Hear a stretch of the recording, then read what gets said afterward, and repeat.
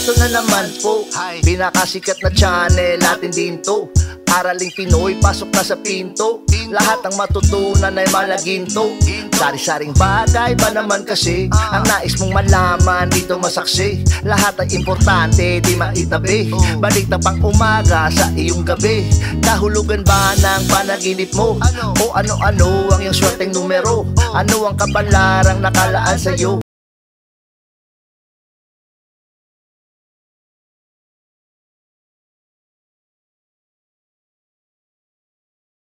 Kung bago po kayo sa ating channel, maaari lang pong i-click ang subscribe at ang bell para ma-notify kayo sa tuwing meron tayong mga bagong video. At paalala lang po, gawing gabay o libangan ang videong ito, tanging ang makapangyarihang Diyos lang ang nakakaalam ng ating kapalaran.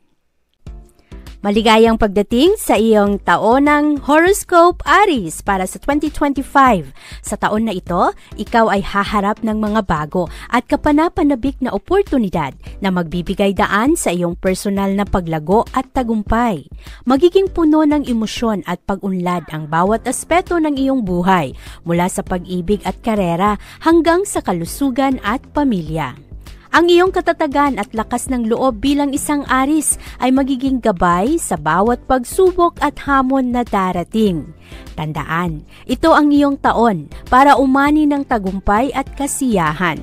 Yakapin mo ang bawat pagbabago at huwag matakot harapin ang mga hamon sa 2025. Ang buhay pag-ibig ng mga Aries ay magiging puno ng matinding emosyon at kapanapanabik na mga pangyayari. Kung ikaw ay single, asahan na ang unang buwan ng taon ay magdadala ng mga bagong koneksyon at kilig sa iyong buhay. Mas magiging bukas ka ngayon sa pakikipag-usap at pagpapakita ng iyong tunay na damdamin. Kaya't hindi nakapagtataka na maraming tao ang maaakit sa iyong enerhiya at karesma. May mga hindi inaasahang pagkikita at pag-uusap na maaring magbigay daan sa mas malalim na pagkakaintindihan at pag-usbong ng bagong pag-ibig. Kaya't huwag kang matakot na sumubok ng mga bagong bagay at yakapin ang mga posibilidad sa larangan ng pag-ibig. Para naman sa mga Aries na nasa relasyon na, maaring dumating ang mga pagsubok ngayong taon na susubok sa tibay ng iyong samahan. Ang maliliit na tampuhan o di pagkakaintindihan ay maaring magpalalim ng inyong relasyon kung ito ay maayos na haharapin. Mahalaga ang pagiging tapat sa isa't isa at pagkakaroon ng bukas na komunikasyon. Maglaan ng oras upang mag-usap at magplano ng mga aktibidad na magpapalapit sa inyo bilang magpartner, tulad ng mga romantikong date o simpleng bonding moment sa bahay.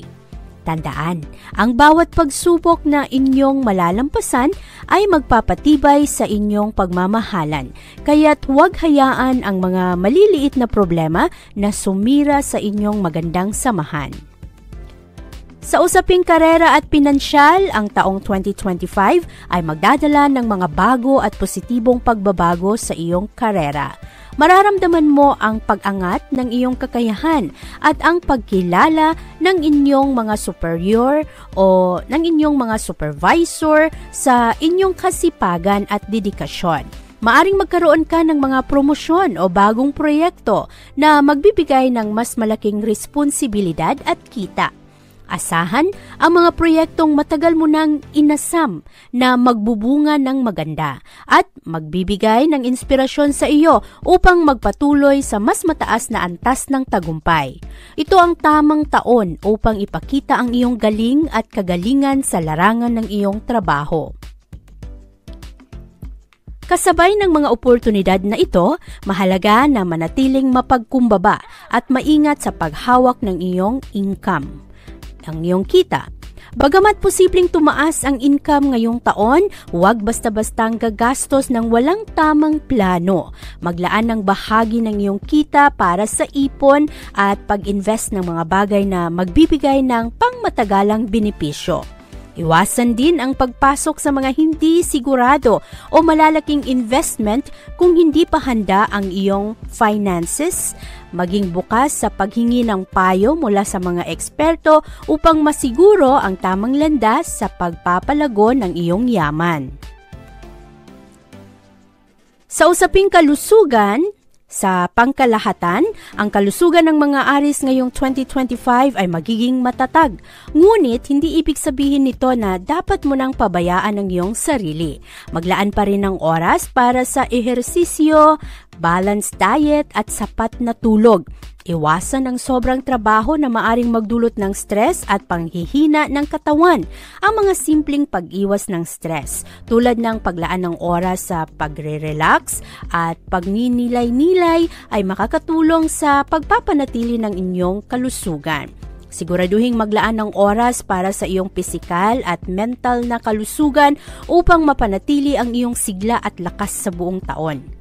Bukod sa pisikal na aspeto, mahalaga rin ang pagbibigay pansin sa kalusugang emosyonal at mental. Maaari kang makaranas ng mga pagsubok sa emosyon ngayong taon, kaya't mahalaga na magkaroon ng malusog na coping mechanism. Makipag-usap sa mga kaibigan o mahal sa buhay at huwag matakot humingi ng tulong kung kinakailangan. Ang iyong mental health ay kasing halaga ng iyong pisikal na kalusugan. Ang pagkakaroon ng positibong pananaw at tamang pag-aalaga sa iyong sarili ay magdadala ng mas magandang kalusugan sa pangkalahatan. Sa usaping pamilya at kaibigan ngayong taon, ang relasyon mo sa iyong pamilya at mga kaibigan ay magiging matatag at puno ng suporta. Magiging madali para sa iyo na magbigay ng tulong at umalalay sa mga mahal mo sa buhay. Asahan na may mga pagkakataon para sa pagtitipon at bonding na magpapalakas sa inyong samahan. Samantalahin ang mga pagkakataong ito upang magbahagi ng saya, kwentuhan at pagkakaunawaan. Iwasan ang mga maliliit na alitan na maaring sumira sa magandang relasyon at sa halip, gawing inspirasyon kung anuman ang mga negatibong comments na iyong maririnig at gawin mo ang mga pagsubok. Ang mga pagsubok ay gawing inspirasyon upang mapalapit palalo sa isa't isa. Mahalaga rin na maglaan ng oras para sa iyong mga kaibigan. Sa gitna ng abalang trabaho at personal na mga layunin, huwag kalimutan ang mga tao na laging nariyan para sa iyo. Ang kanilang suporta at presensya ay magbibigay sa iyo ng kalakasan at inspirasyon, lalo na sa mga panahon ng pangangailangan. Ang simple at makabuluhang mga pag-uusap, pagsasalo-salo o mga lakad kasama ang mga kaibigan ay makakapagbigay sa iyo ng kasiyahan at kaluwagan sa kalooban. Sa mga ganitong paraan, mapapanatili mo ang magandang samahan sa mga taong nagbibigay ng positibong enerhiya sa iyong buhay. Sa usaping espiritual at personal na paglago, ngayong 2025, magiging mas malalim ang iyong koneksyon sa iyong sarili at sa iyong espiritual na aspeto.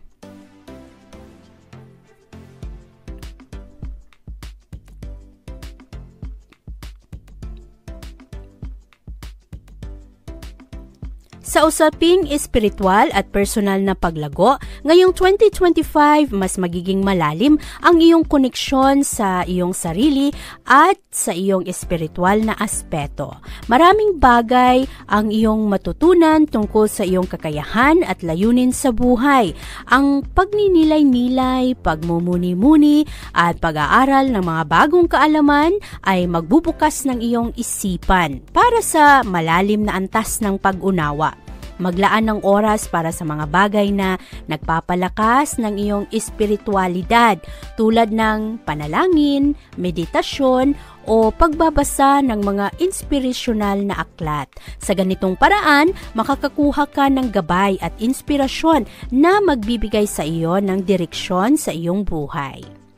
Makibahagi sa mga komunidad na may parehong interes o adhikain upang mas lumalim pa ang iyong koneksyon sa iyong espiritual na sarili. Sa pamamagitan ng pagkakaroon ng isang espiritual na gabay o mentor, matututo kang maging mas mapanuri at positibo sa mga hamon na darating. Ito rin ang tamang panahon upang yakapin ang mga pagbabago at maging bukas sa mga bagong pananaw.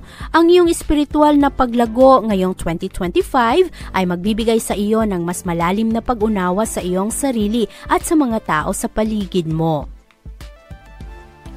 Para naman sa iyong mga maswerteng kulay at numero, ang mga maswerteng kulay ng mga Aries sa 2025 ay pula, ginto, at luntian. Ang mga kulay na ito ay magdudulot ng positibong enerhiya at kapalaran sa iyong buhay ngayong taon. Ang pula ay sumisimbolo ng tapang at sigla na magbibigay sa iyo ng lakas sa bawat hamon na kakaharapin. Ang ginto ay kumakatawan sa kasaganaan at tagumpay, habang ang luntian ay nagpapahiwatig ng bagong simula at balanse. Isama ang mga kulay na ito sa iyong pang-araw-araw na buhay upang palakasin ang iyong positibong aura at mahatak mo ang swerte sa iyong direksyon. Ang mga swerteng numero ng mga Aries sa 2025 ay 3, 7, 12, 19 at 21. Ang mga numerong ito ay magdadala ng swerte sa iba't ibang aspeto ng iyong buhay ngayong 2025. Ang 3 ay sumisimbolo sa pagkamalikhain at pagpapahayag ng sarili, habang ang 7 ay nagbibigay ng espiritual na paggabay at karunungan. Ang 12 naman ay nagsasaad ng pagkumpleto at pagkakaisa. Ang 19 ay sumisimbolo sa bagong simula at paghatak sa bagong landas, at ang 21 ay kumakatawan sa tagumpay at pagkamit ng layunin. Gamitin ang mga numerong ito sa iyong mga plano at desisyon upang palakasin ang iyong kapalaran. Maari mong isama ang mga numerong ito sa mga mahalagang petsa, pagdidesisyon sa negosyo, o kahit sa mga bagay na nagdadala sa iyo ng kasiyahan at inspirasyon. Sa kabuuan, ang 2025 ay magiging isang taon ng positibong pagbabago at malaking pag-unlad para sa mga Aries. Magiging mahalaga ang iyong determinasyon at lakas ng loob upang malampasan ang mga pagsubok at hamon na maaring dumating sa daan. Yakapin ang mga oportunidad at maging bukas sa mga bagong karanasan na magbibigay sa iyo ng bagong pananaw sa buhay. Ang iyong kakayahan na harapin ang mga hamon ng mas matapang at sigasig ay magdudulot ng malaking tagumpay at personal na kasiyahan. Huwag kalimutan na pahalagahan ang iyong sarili, Aries, at bigyang pansin ang iyong kalusugan, hindi lamang pisikal, kundi pati na rin ang mental at emosyonal. Maglaan ng oras para sa pagpapahinga at mga aktibidad na maaaring makapagbigay sa iyo ng kasiyahan. Palaging tandaan na mahalaga ang pagkakaroon ng tamang balanse sa pagitan ng trabaho at personal na buhay upang mapanatili ang kaligayahan at kasiyahan. Ito ang iyong taon upang umani ng tagumpay at mga papuri mula sa mga taong nakapalibot sa iyo at umani rin ng kasiyahan. Kaya't maging positibo, magpursige at yakapin ang mga pagbabago na magdadala sa iyo ng mas magandang kinabukasan. Maraming salamat sa inyong panunood sa ating channel at huwag kalimutang mag-iwan ng comment sa baba at i-share ang ating video. Abangan ang iba pa nating basa para sa ibang mga zodiac signs. Maraming salamat po!